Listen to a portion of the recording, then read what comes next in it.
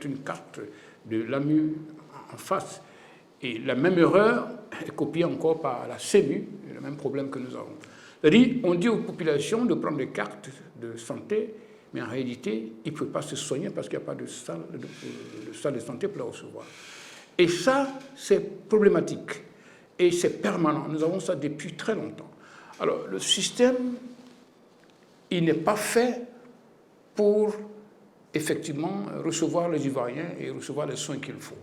Et donc, très souvent, ceux qui ont les moyens sortent du pays pour se soigner. La plupart des membres du gouvernement, ceux qui ont la capacité de se soigner, ne se soignent pas ici en Côte d'Ivoire, en France, en Europe, un peu partout, dans les pays maghrébiens pour se soigner.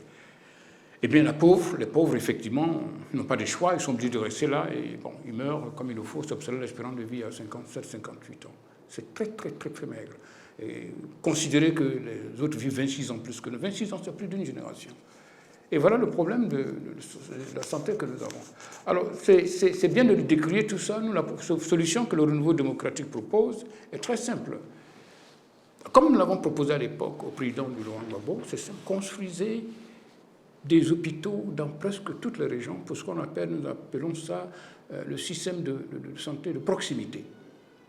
Un CHU partout, c'était la proposition que nous avons faite à l'époque, où d'ailleurs nous avons trouvé des financements qui n'ont pas pu être mis en exécution parce que, bon, le gouvernement, vous savez ce qui se passe, c'est encore un autre débat où on va vous expliquer pourquoi nous avons pu trouver 3 milliards de dollars et n'avons pas pu construire ces centres hospitaliers, ni sous le président Laurent Gbagbo, ni sous le président Ouattara.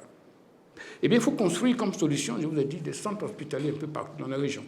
Les CHU, au moins une trentaine de CHU qui peuvent se construire. De telle enseigne que ceux qui sont malades ne sont pas forcément obligés de se diriger vers Abidjan ou les grandes villes pour se soigner. Et les cartes biométriques que nous avons proposées à l'époque aussi, c'est très important parce que dans une carte biométrique, on peut trouver beaucoup d'informations. L'allergie de ce patient, son groupe sanguin, son médecin traitant, et toutes ces informations dans cette carte biométrique. Tellement simple que si quelqu'un quitte Korogo et qu'il arrive à Abidjan, qu'il tombe malade, il suffit qu'on ait cette carte, on aura tout ce qui est son médecin traitant, on le traite pourquoi, quelles sont ses allergies, quel est son groupe sanguin. Or, nous ne faisons pas ça, nous n'avons pas ça. Donc, ce qui fait que quand quelqu'un est malade, tout de suite, on répète encore tout ça, c'est-à-dire groupe sanguin, on fait des examens encore pour savoir quel est son groupe sanguin, quelles sont ses allergies, etc. Ce sont encore des dépenses extra que nous faisons au niveau de la santé. Donc, il faut forcément construire ces centres un peu partout et les équiper. Les plateaux techniques, on en a besoin. Et je vais vous dire pourquoi nous allons pouvoir le faire. Les plateaux techniques, il faut ça. Il faut aussi la formation des médecins. Nous n'avons pas assez. L'Université d'Abidjan n'en forme pas suffisamment. Donc, nous allons mettre un accent sur la formation de ces médecins et jumeler peut-être l'Université d'Abidjan à certains centres universitaires un peu partout dans le monde pour permettre de faire partir là-bas nos médecins pour les stages et vice-versa, faire venir des personnes ici pour venir enseigner, soit passer des temps un peu dans nos centres hospitaliers. Et c'est un problème sérieux. Et tant que nous ne faisons pas face à cela, alors nous allons avoir ce déficit, non seulement des médecins, de centres hospitaliers, de plateaux techniques, etc. Donc ce sont des solutions que le renouveau démocratique propose. Au niveau de la formation, c'est simple. Nous avons proposé à l'époque qu'il était beaucoup plus coûteux de faire partir nos médecins à l'étranger pour les former. Si vous avez besoin de centaines, c'est la bourse très très chère. Alors ce qu'il fallait faire, c'était de recruter des enseignants qui sont peut-être même à la retraite, qui étaient des grands chirurgiens, par exemple. Nous en avons trouvé aux États-Unis. Il y en a même qui veulent venir enseigner même gratuitement, parce qu'ils sont à la retraite, ils aimeraient servir autrement. Et faire venir ces enseignants ici, former nos médecins sur place, et pour nous permettre au moins d'avoir autant de médecins que nous pouvons. Parce que tant que nous avons 2 ou 3 médecins pour 10 000 habitants, mais nous ne pourrons pas soigner cette population.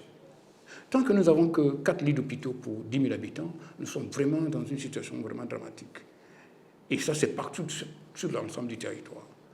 Alors, pour pouvoir arriver à cela, comme je vous l'avais dit, il faut changer le modèle économique. Parce que si nous changeons le modèle économique, que nous nous industrialisons, qu'il y a des revenus qui rentrent dans la caisse de l'État, que l'État a la capacité de pouvoir élargir son assiette. Les revenus que nous avons vont nous permettre, par exemple, de faire ce que je vous ai dit, c'est-à-dire construire des centres hospitaliers, des CHU, je vous dis, dans chaque région, au moins un CHU, de les équiper en plateau technique, La formation des médecins de pouvoir faire face à ça. L'Université d'Abidjan doit pouvoir former nos médecins suffisamment. Nous en avons même, il paraît, des médecins qui sont au chômage, parce que bon, c'est difficile, on ne peut pas les orienter. Et puis certains même se sont spécialisés dans certains domaines ne peuvent pas utiliser parce qu'il n'y a pas d'équipement pour travailler dans certains centres hospitaliers. Ils deviennent même des infirmiers. Ils sont là pour soigner les plaies. Alors il faudrait bien que nous évitons de chaque fois retomber sur le même problème que nous avons depuis 1960 et que nous connaissons des problèmes. Mais comme on n'a pas les capacités financières de le faire, alors on se retrouve dans ce schéma. Nous allons changer tout ça. Et c'est pourquoi le renouveau démocratique est en train de vouloir vous faire des propositions dans presque tous les secteurs, primaires, secondaires, tertiaires, et les problèmes de la Côte d'Ivoire dans presque tous les secteurs. Nous avons déjà parlé d'économie, nous parlons de la santé, et la santé est très, très, très importante. Entre-temps, la santé aussi, c'est aussi une création d'emplois. Nous pouvons créer l'emploi là-bas, parce que si nous avons une industrie pharmaceutique, pour qu'on fasse des recherches, en fait, pour créer des médicaments dont nous avons besoin, parce que nous importons presque tout dans le domaine de la santé et de la pharmacie, que ce soit en France, en Europe, aux États-Unis. C'est ce qu'on pouvait faire ici comme recherche, produire nous-mêmes ce dont nous avons besoin et créer de l'emploi dans le domaine pharmaceutique.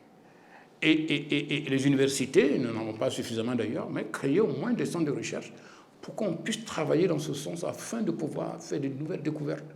Nous avons des jeunes gens qui ont fait des études, qui ont fait le bac D, et on peut orienter dans ce département pour pouvoir leur permettre de faire cette formation. Je crois que nous avons beaucoup à offrir à la Côte d'Ivoire, à condition naturellement que nous sachions pouvoir. Et c'est de ça qu'il s'agit. On peut changer tout en Côte d'Ivoire si on a les moyens financiers. Et les moyens financiers, ça se crée, la richesse se crée.